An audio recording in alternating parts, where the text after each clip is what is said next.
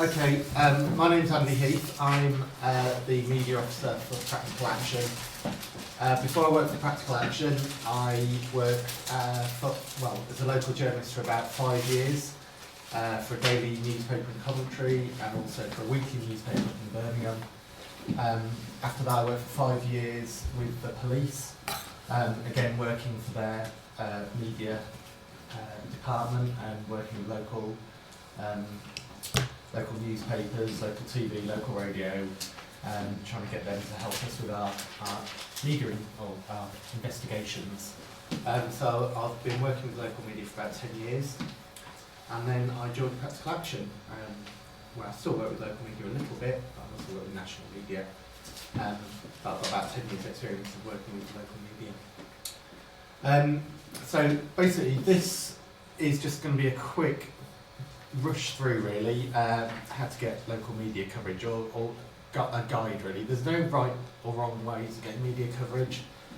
The best thing to do is just be really passionate and be really really enthusiastic, and to try and get a good contact with a good journalist who's on your side, and there's nothing you can do more than that. But there's some ways of helping you get to that stage, so hopefully this will help you do that. It's going to start.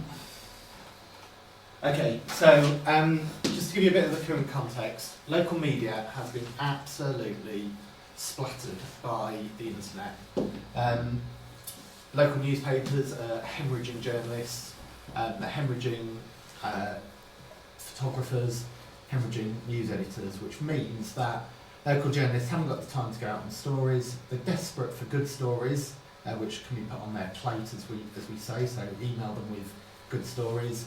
They're also desperate for photos as well, and I'll be coming on to that. So you've just got, these are 4 stories off a website called Hold the Front Page, and you've got journalists getting paid nothing, journalists now being moved out of their local office, so they'll be based in a different town to the one they're working in, so they'll lose contacts. And you've also got Trinity Mirror just axing 92 jobs. So just gives you an idea, that's all in the last 4 months. Why is that news is happening? Why? Yeah. Because they're people, well, God, give me a show of hands. How many people here read their local newspaper? How many people here read a national newspaper?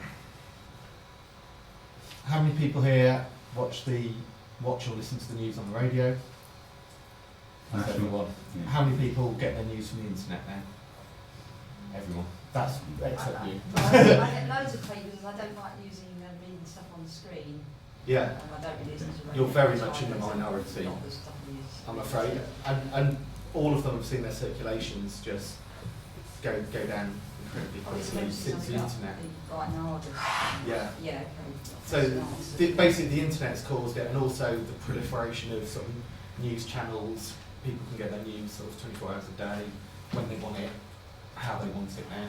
And newspapers are just becoming a bit obsolete. Newspapers can offer a little bit, they can offer like a hyper-local news service.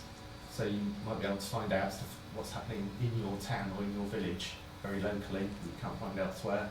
But apart from that, they're struggling, and that's why. Okay. So, how do you make the news on your local newspaper? First of all, it doesn't have to be a groundbreaking, world-first story. It has to be local, and therefore relevant to the newspaper. It has to be current, so ideally linking to something that's happening at the moment. So, for example, you might want to do something in relation to the climate change conference, and you might want to link it to a national story that's happening, or there might be a climate change bill going through Parliament, link it to that, or there might be a bill on international development from a Practical Action point of view, and if we had people who are into development, then we would sort of encourage them to link it to that sort of thing. Or planning around wind farms. Absolutely, yeah. If it's a local and a current local issue, even better.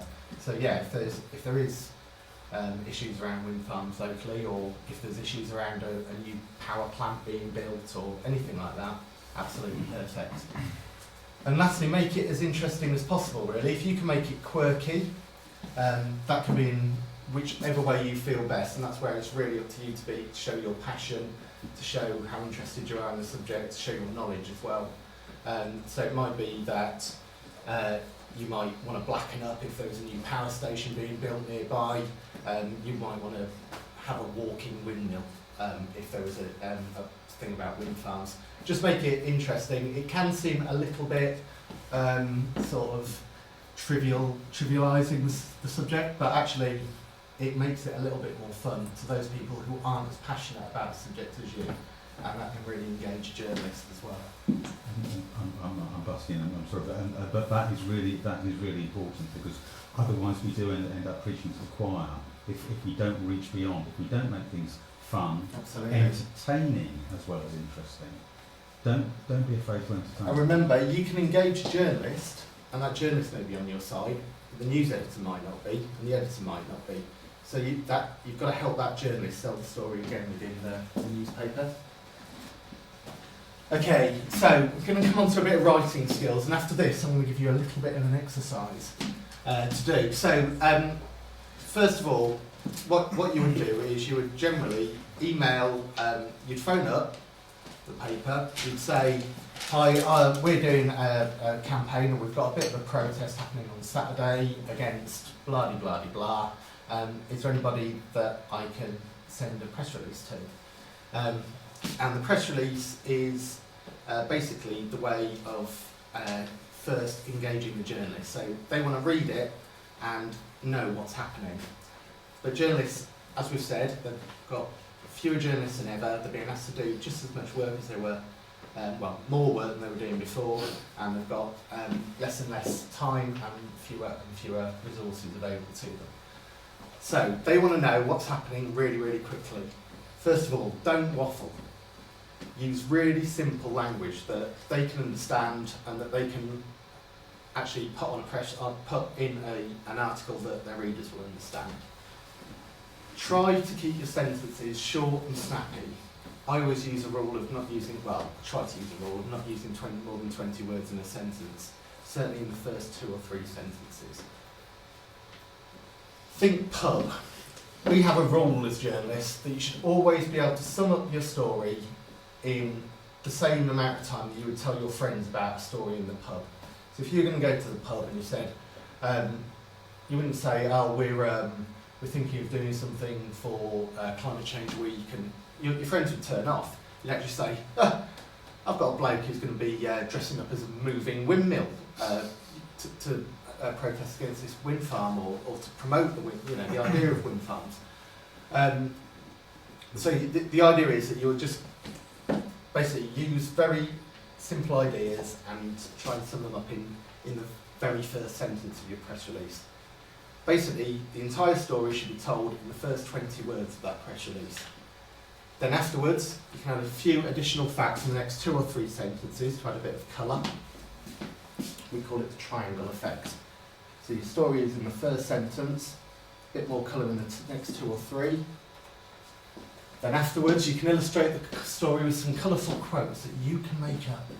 So you've got, always use the following style. Don't use commented, don't use, shouted.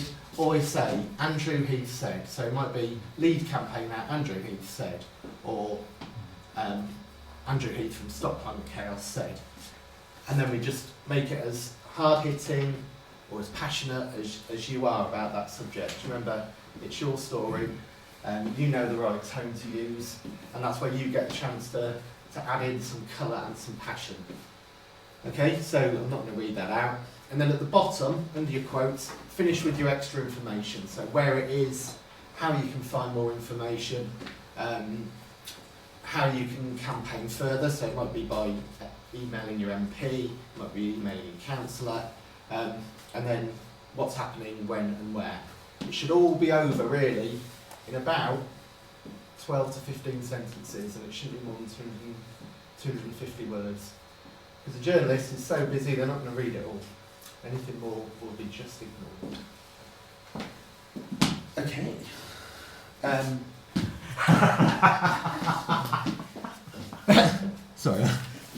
Right, I've got You've suffered, haven't you? You've suffered. I've got a writing scenario that I just would like you to do. So, just in about 10 or 15 minutes, if you can get into pairs, there is a little scenario here, and I'd just quite like you to have a read through and just write the first sentence in the headline for the story.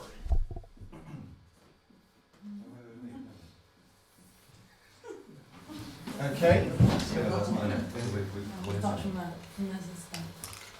So I sent paragraph 8. No, you can't. Okay. SEC will don wetsuits and snorkels to highlight the 2 metre sea level rise that would flood Hull. Wetsuits and snorkels to highlight.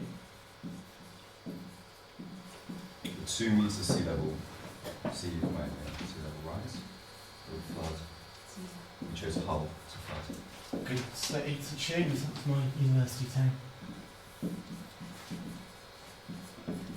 Excellent. Okay. Apart from, is that part of the headline, by the way, or is that part of the Sort intro? of. Well, no, I don't know. But like, yeah, maybe. I think it is 20 though. Just. But wetsuits is one word. The other thing is that SCC, you need to actually say who What it you were, is, yeah, I because know. people wouldn't know.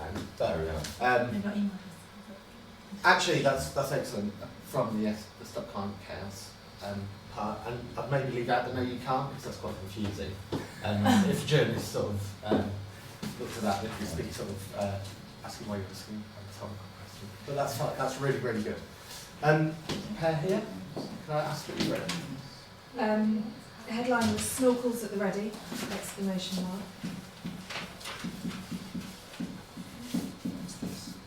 Yeah. Campaigners don wetsuits and snorkels in stunt outside our town train station.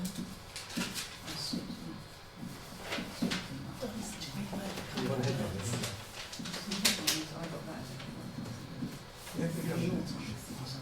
Outside town train station.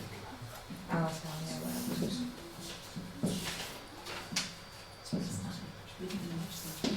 To highlight risk to sea level rises.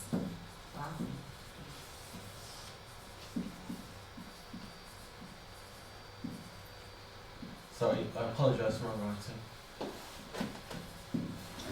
Your handwriting, I'm sure your copy was amazing. No, it's not. Again, that's excellent. Really, really good. Short and snappy, and it will catch the eye of the person who's reading. Has anyone got anything wildly different from that? Yeah? Mine's a bit different. We decided to concentrate more on the fact the council has got this report, Okay. sort of sitting on it. So I had council says town underwater without climate change action.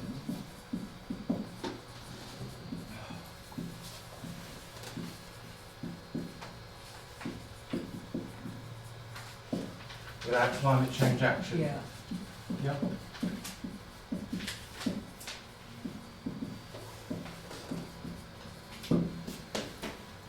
Well, we haven't really come up with a definitive version. He's an ex-journo, so he's giving me lots of advice, and I was. Oh, you outed me. You Oh, that's outed me. I came That's out, good. and it's something like, well, you can Go either, on. yeah, a suppressed council report said without action on climate change, the town's train and bus station could be 2 metres underwater by 2030. Excellent. Without action on suppressed council report. Oh, sorry, you just said it. Yeah, it's very good as well, because that would get the sort of the Political juices angle. flowing, and certainly if they've still got a political reporter, they'd be well into that. A lot of them won't have anymore, but no, that's really good. Yeah? For a headline, we've got snorkel to work, exclamation mark. Yeah. And then we've just got campaigners will be suiting up to highlight a council report warning of a rising sea level warning and rising sea level, we could see the bus and train station on the water. This could be slightly too long. We need to do a bit more work on it, I think. No, that was, again, Feeling close. what's really good is that you've all, well, let's start with you at the back. Let's just have a look at that. We just got the typo done actually. We didn't get the rest of the sentence done. New Atlantic City arriving soon, and in brackets, courtesy of climate change.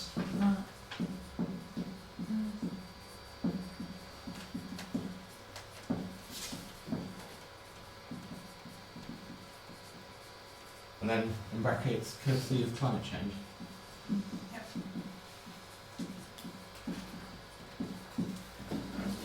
Excellent. I think what's really good is you've all made it quite quirky. I mean, it's quite a quirky story anyway. I like the political angles, excellent, and that would be really, really good if you were doing it for a local daily, because they're more likely to have the sort of political reporters. The other stuff's just really good in that you've all linked it to everyday stuff, the wetsuited workers and that side of things. Just for interest, I've got the copy that we did for this event here. Again, it's very similar to what you've actually done, apart from the political bit. I kept it simple.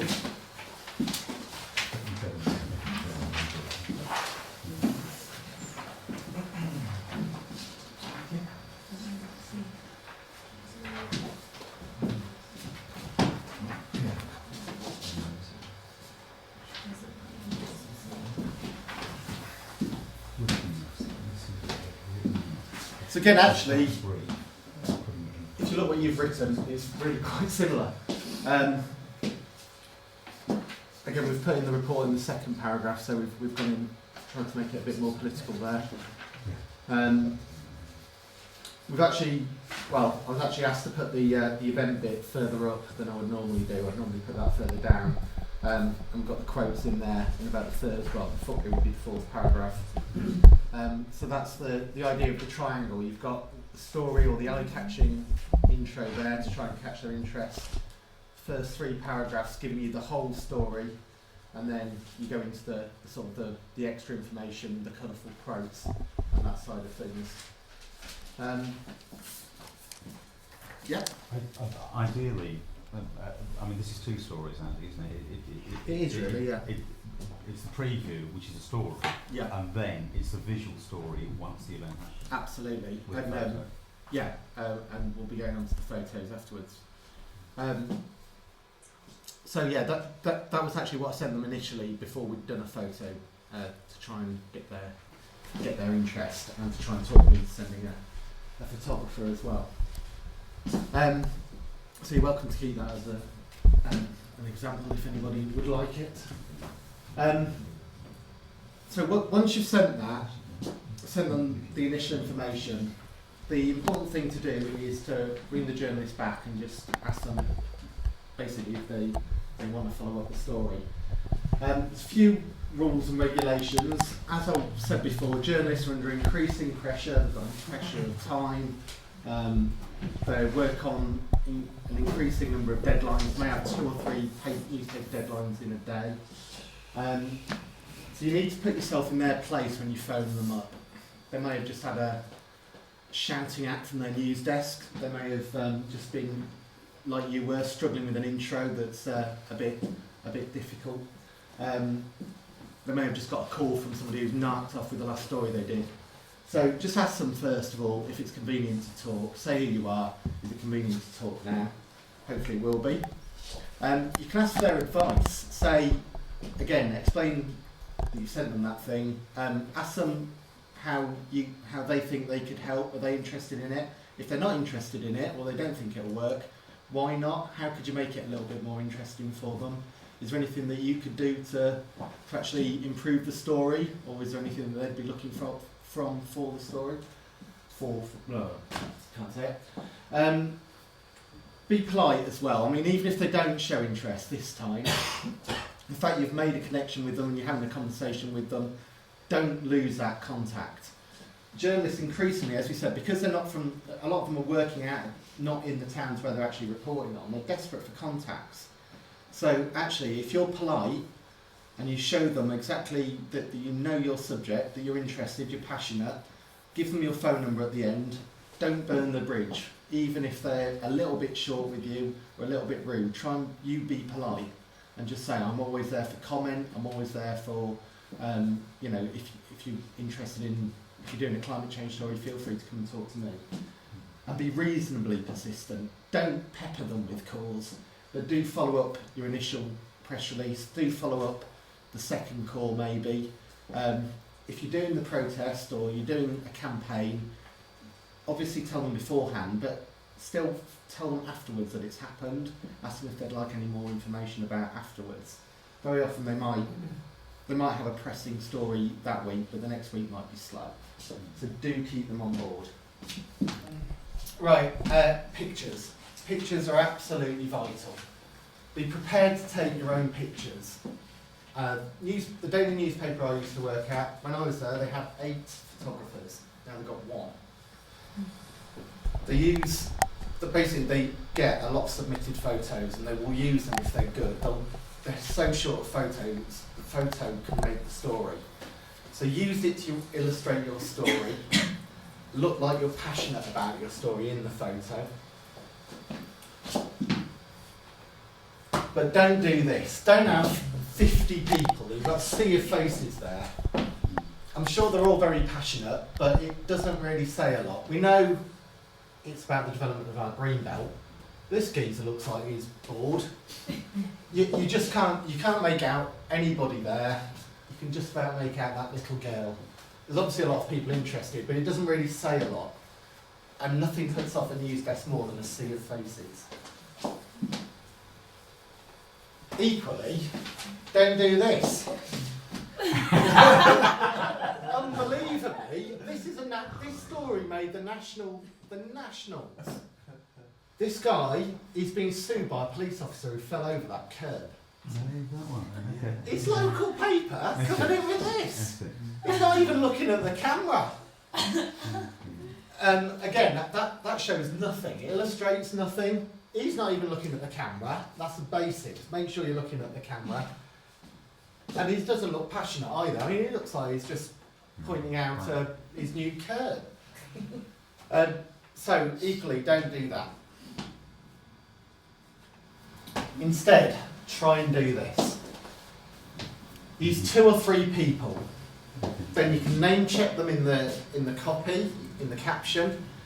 So you'll be able to name check yourself or whoever's there.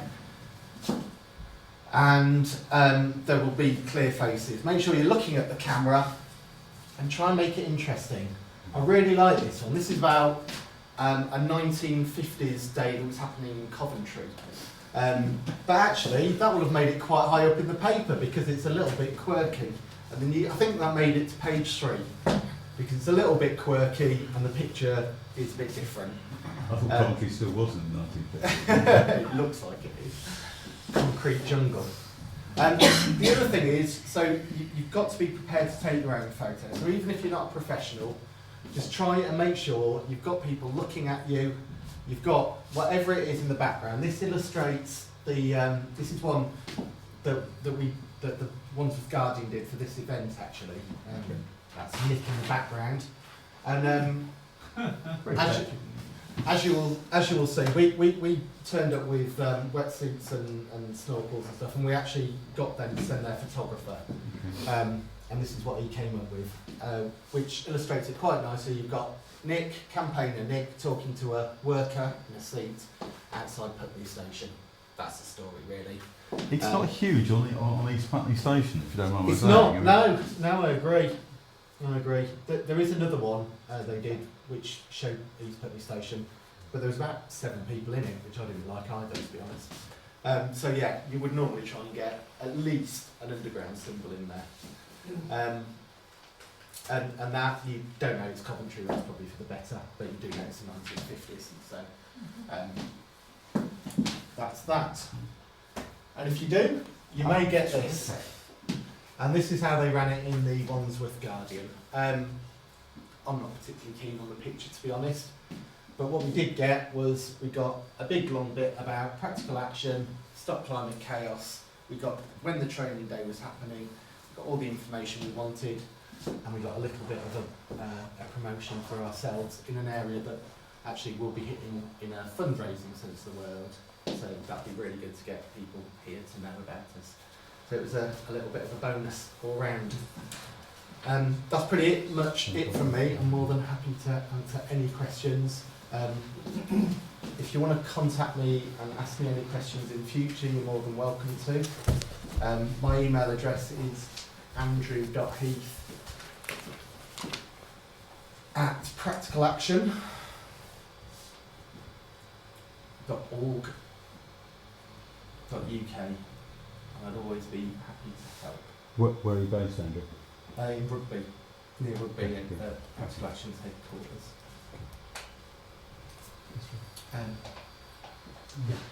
So I hope that was useful. Any questions or comments would be welcome. What are people going to do to take that away and communicate with the local media?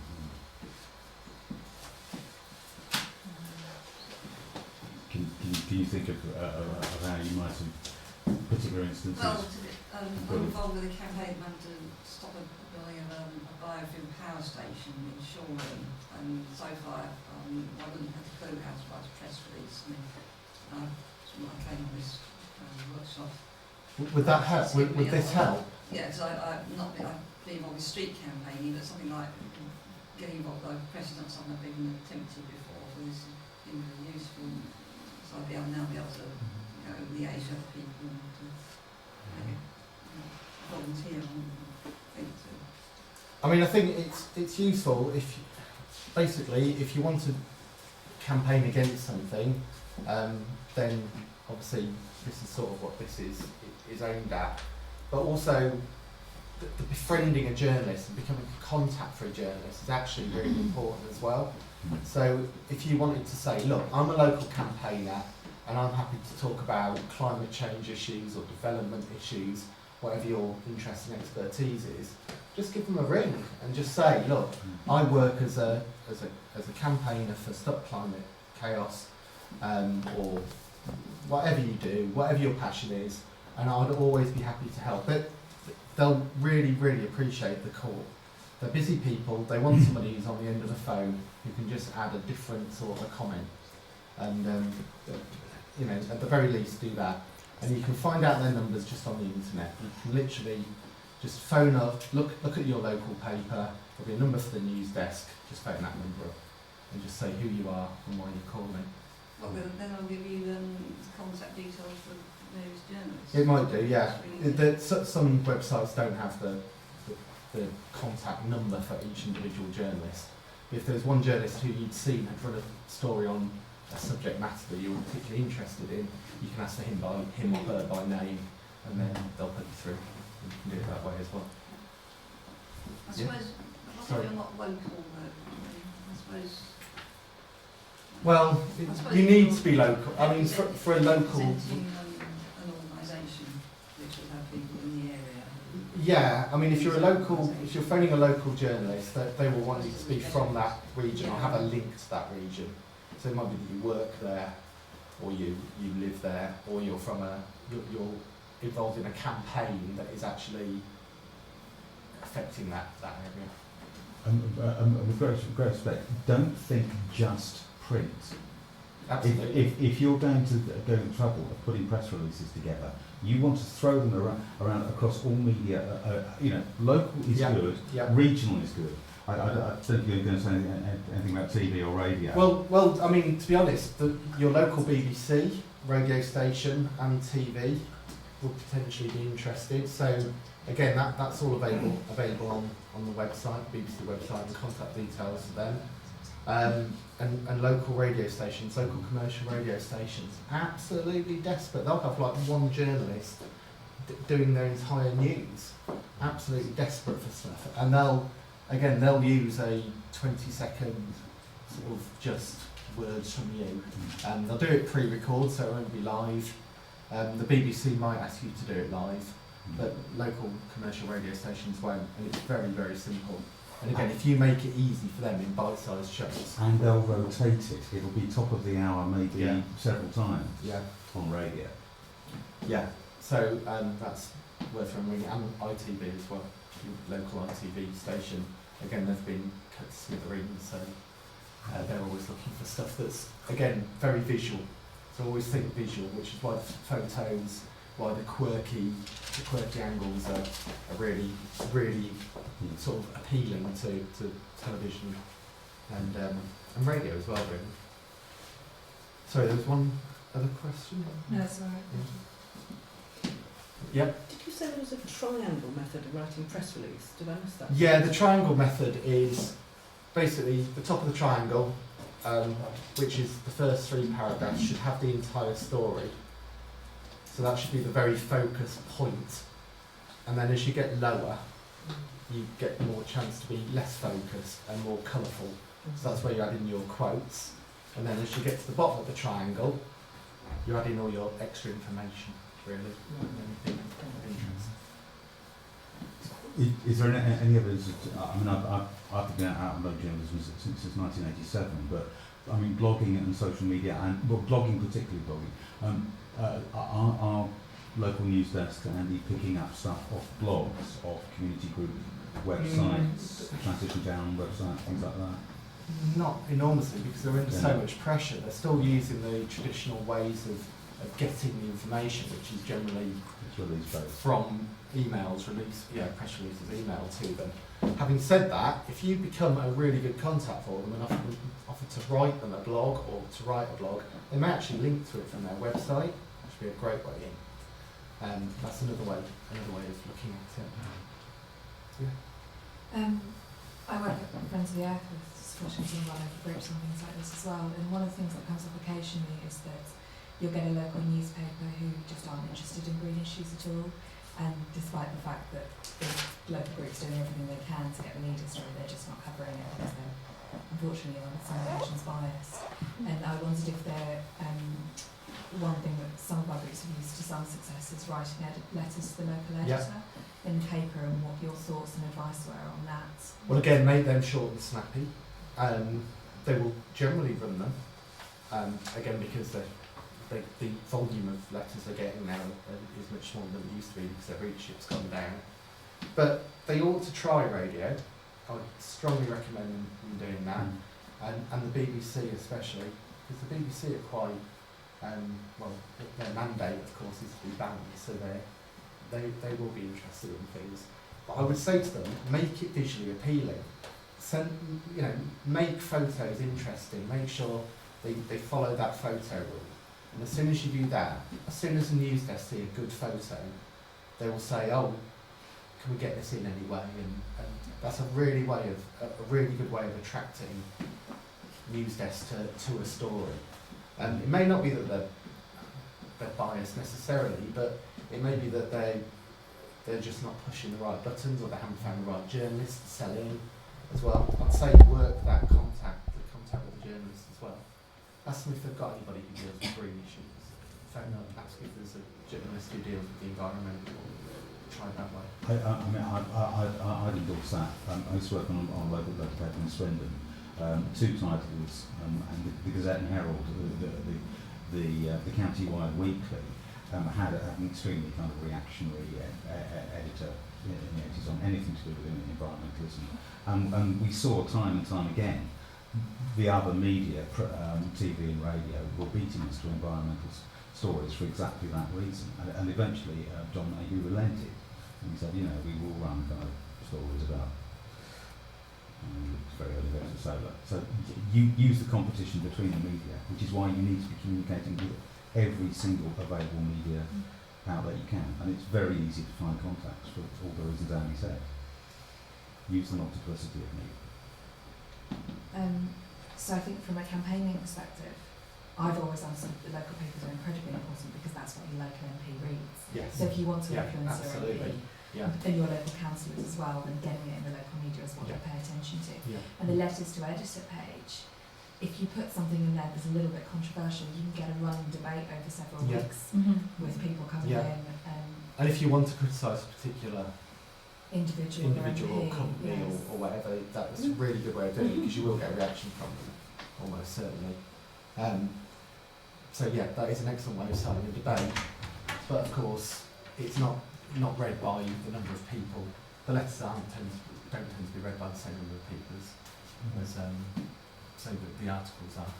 But more the For what decision they're makers, the MPs and the councils, perhaps pay more attention to it than the local authorities. Well, an MP will read the whole paper basically, and council as well. So it's an excellent way. If you're banging your head against a brick wall, it's an excellent way of getting in there. But I'll try the other ways as well. Is that all right? I think that was my time to go this morning. I hope that was useful. Thanks. Thank you.